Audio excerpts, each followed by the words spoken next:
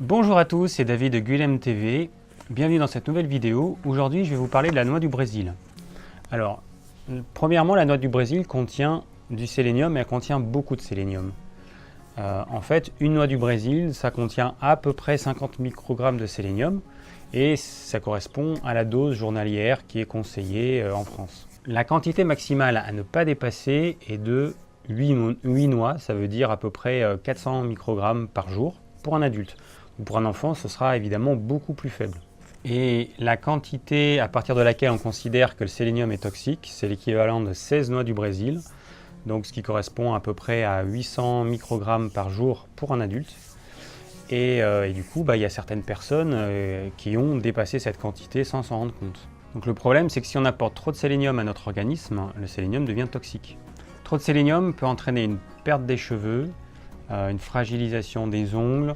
Ça peut entraîner aussi de la diarrhée, des nausées, de la fatigue, ça peut favoriser la cataracte. Mais le problème dans la noix du Brésil, c'est qu'il n'y a pas que l'excès de sélénium qui peut poser problème. Alors ensuite, la noix du Brésil rancit très rapidement. Donc ce qui rend ces lipides toxiques. Et du coup, certains vont tendance à conseiller d'acheter de petites quantités. Sauf que le problème, il n'est pas du tout là. Le problème, il est au niveau de la matière première qui se trouve dans le magasin.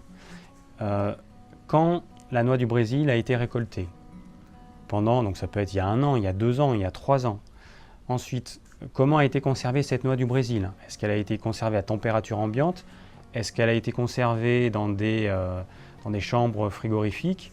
Ensuite, est-ce qu'elle a été mise à l'abri de la lumière? Le problème, c'est que lorsqu'on achète sa noix du Brésil, en fait, elle est déjà rance. Alors moi, à chaque fois que je vais dans ma Biocoop, je vois les noix du Brésil, tous les autres types de noix, dans la partie vrac, donc qui est à température ambiante, qui est à la lumière, et puis qui est à l'oxygène. Donc c'est les 3 paramètres qui vont augmenter la vitesse de ranciment d'une huile. Donc du coup, ces noix, elles sont rances en fait. Quand vous allez les acheter, elles vont déjà être rances. Et le problème, il est là. C'est que comment trouver des noix du Brésil qui sont pas rances quand vous les achetez, c'est un petit peu mission impossible. Je ne sais pas s'il y a des sociétés qui vendent des noix du Brésil qui ont été cueillies rapidement, qui ont été bien conservées. Et ensuite, quand elles sont dans les magasins, elles ne sont pas mises en vrac à température ambiante avec la lumière. En plus, les trucs en vrac, ils sont en hauteur. Donc c'est là que la température est la plus élevée. Alors ensuite, la noix du Brésil contient du strontium et du barium, qui sont toxiques.